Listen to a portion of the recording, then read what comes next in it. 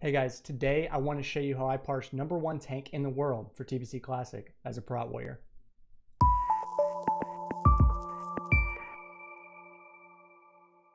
If you want to parse and you want to parse well, you're going to need three major things. You're going to need proper gear and consumables that are tailored to an offensive play style. You're going to need a good plan for maximizing each fight, and you're going to need a good guild that can give you good enough kill speeds to get those good parses. And to be honest, that's probably one of the most important things on this list. So here are a few tips and tricks tailored to a protection warrior in Phase 1 for TBC Classic that'll help give you an edge over the competition.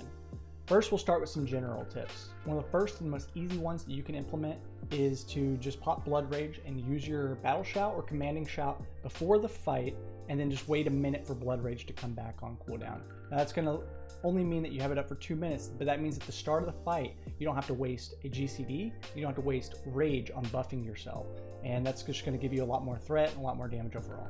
Especially for fights like hiking that are very, very short, you want to eke out every GCD, every bit of rage you can. I mean, especially if you're in a guild with pump or DPS, any little bit of threat is going to be huge for your guild. One of the things that's often overlooked by warriors when they're trying to parse is execute. Obviously, when you're tanking, you're not really thinking about going in a berserker stance and using a highly offensive ability like that, but it's going to be the most important thing that contributes to you getting a good parse overall. The thing that's to keep in mind about this that's the most important is to communicate with your healers that this is something you plan to do and that they need to be watching you lower into the fight, and switch before 20% so you can build enough rage to get that execute exactly at 20%. You don't want to wait till 20%, swap over, and then have to build up the rage, and then you've missed an entire GCD for execute. Another general tip is to use recklessness. This is going to be just the ability that allows you to break into the upper echelons of the parses. It's going to be pretty easy for a skilled player in a good guild to hit a 98 and hover around 99, but really pushing those ranks up in the upper echelons of the 99s, that's going to be make or break due to your ability to use recklessness, and more importantly, your ability to use it at a good time. For instance, on hiking, you pretty much have to use it instantly, right? If your guild is pumping and you're a warrior and you're not a druid, you're gonna have to maximize your TPS immediately. There's no waiting a second or two for threat here that you would generally see in a more casual environment. You need to be building threat immediately, and so you need to be popping recklessness immediately.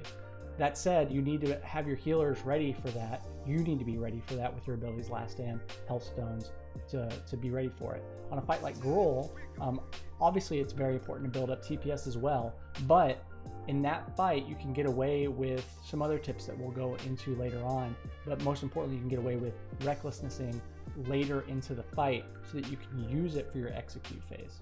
For hiking, it's unlike any fight in this tier. It's very short. You should plan for it to be between 20 and 30 seconds depending on your guild, right? And there are just a couple of neat little tips and tricks you can do to eke out every little GCD for this fight.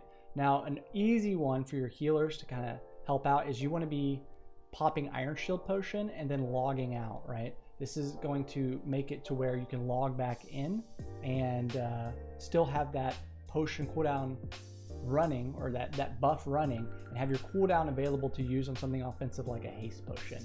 This also works with things like rage, so you and other warriors in your guild can build up rage and then log out and then have that rage on the pool. The thing about this little trick is you need to pull very quickly after you log in because your shit's going to be ticking, right?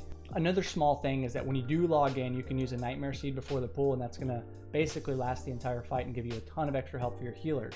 And that's just going to be, in general, the thing that keeps you alive through stuff like recklessness. For hiking, you're going to have to know your fight timers. You want to know that the crush comes out at 8 seconds. You want to know that at 50% he has a frenzy, so that's when you want to be using your Last Stand to last for the last duration of the fight and give you that extra health for the most dangerous parts of the fight. And then also, just importantly, keep your finger on a health stone. You want to be using all the utility that is at your disposal to live while maximizing your damage. So something that's pretty neat for Gruul, I didn't use this in any of my parses, but our other protection warrior in the guild did use this to great success. And you can actually dual wield at the start to build TPS and do a bunch of damage. It's going to be great for your guilds. threat cap, it's going to be great for your damage. And because you're doing this and not popping recklessness off the start, that allows you to use recklessness, you know, at the end of the fight. You want to make sure you know how fast your guild is killing it by doing some basic log analysis of your guild's previous clear times and using recklessness at a time where it's going to kind of time out just 1 second, maybe 2 before the fight ends. That's going to allow you to maximize your ability to use executes in the recklessness window. That said, you're both going to be in berserker stance with a 2 to 3 growth roll hitting you while also having the recklessness damage increase on you. Your healers have to know that's coming, and they have to be spamming you if you want to keep that parse. And then Magtheridon, there's so many different strategies that I can't really tell something too basic here, but if you're stacking up a lot of mobs and you're tanking a couple, your threat's probably going to be fine, and they are tauntable, so cleave is your friend for parsing here. Make sure you're cleaving in that first phase, and also just be very smart with your potion timers and your active trinkets and everything around the banish cooldowns. That gives you that 300% increase of damage onto the boss. Any multiplier you can get during those banish phases is going to be best. Now there's a lot of strategies that involve banishes outside of the cube clicks that are going to increase your damage more. I'm not going to go too much into that here, but if your guild does implement any of those, that's when you need to be timing your damage cooldowns around. And guys, I really want to hit on something I said a little bit previously and expand on it. The most important thing for getting your parse to the upper echelons, to pump it up, to really see yourself on the world rankings, it's really going to come down to how good your guild is and how can they enable you for success, as well as how can they kill the bosses quicker, because that's really everything here.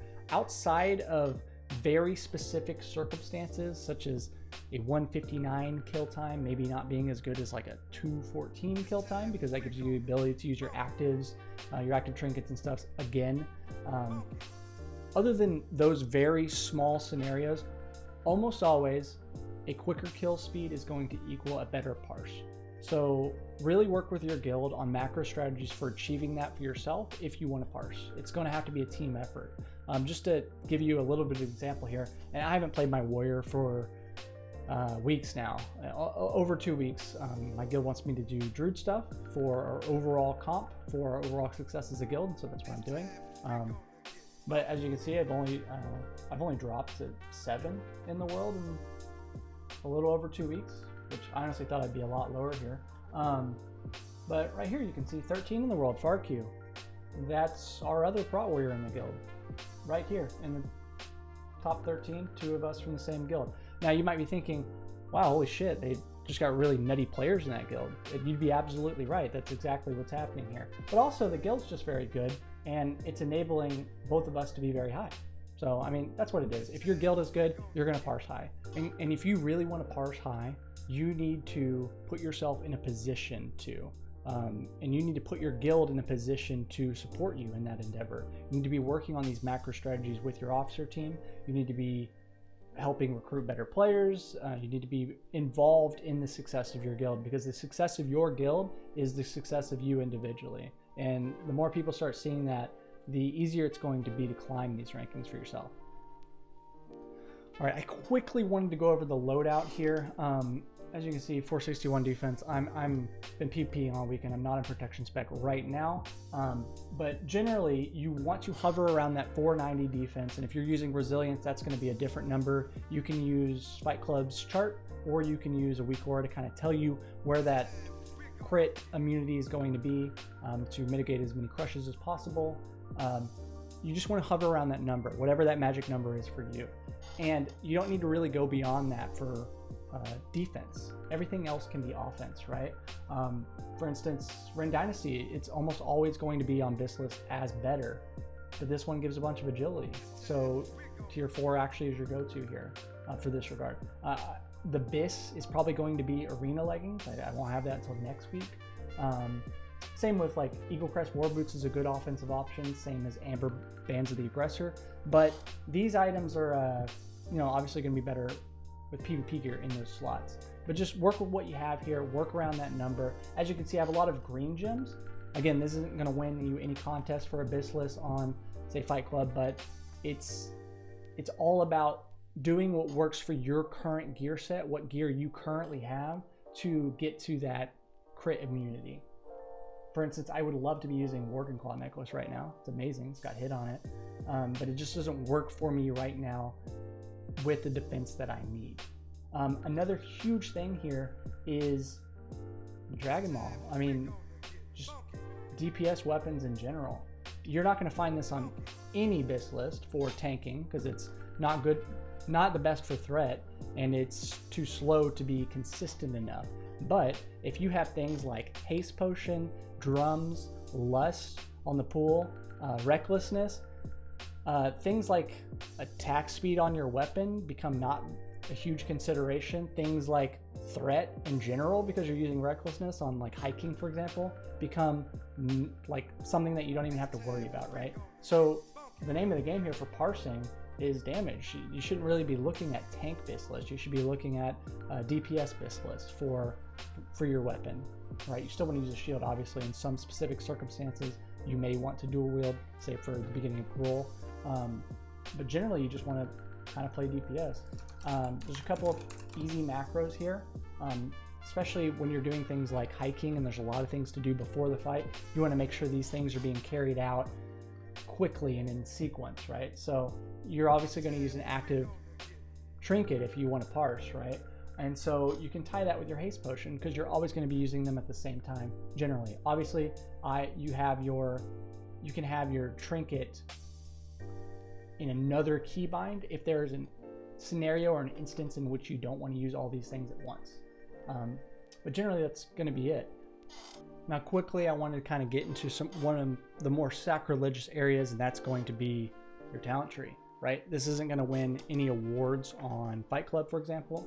And again, I cannot reiterate that they're such a great resource. The Wowhead Guide is such a great resource for tanks.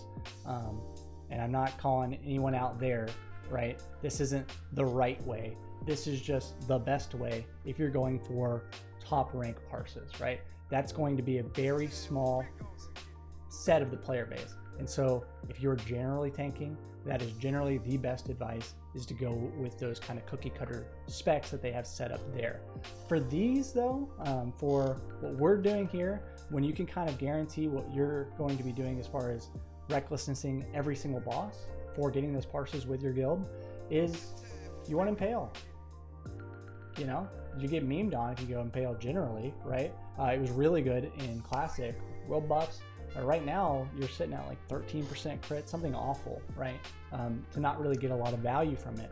But if you can guarantee that all of your hits are going to be crits, and something like hiking, if you got a 21-second fight like we have, generally for that entire fight you're critting, right? And so you're going to get so much value out of stuff like Impale here, right? 2% crit is not like cruelty is one of the best talents in the game. To me, it's crazy that I don't have 5 points in it, right? It's every talent point giving you a whole crit. That's such good value. But in this instance, you know, the trade-off is you can't get this while getting Impale.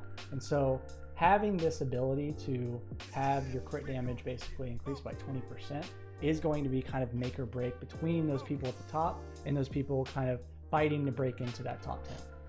And so like there's a couple of things that are also there that are going to be pretty huge. Improved Blood Rage, generally a very bad talent that you would never want. But again, on these low fights and trying to pick out what you need to move down the tree, that's one of those other talents that otherwise you need to progress. And so you're going to be dropping something more defensive to pick up something just a little bit more offensive. Just that little bit of extra rage at the start of a fight like hiking is going to do wonders for your threat variant or your pull variants, as far as being able to make sure that none of your DPS pull off you at the very beginning, and that you can get your damage out and get your rage ramped up to a comfortable position right away.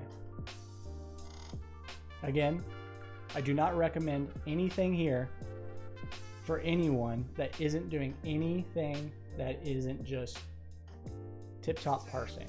This is all this spec is for, and again, I do not recommend it for anything else. All right, guys, that's all we have for you here today. Make sure to subscribe if you haven't. Make sure to like if you liked it. We got some cool content planned down the future pipeline for more macro-oriented stuff. Hope you learned something, a thing or two here to kind of pull into your gameplay, even if you aren't a tank. And yeah, as always, stay passionate and hope to see you again soon.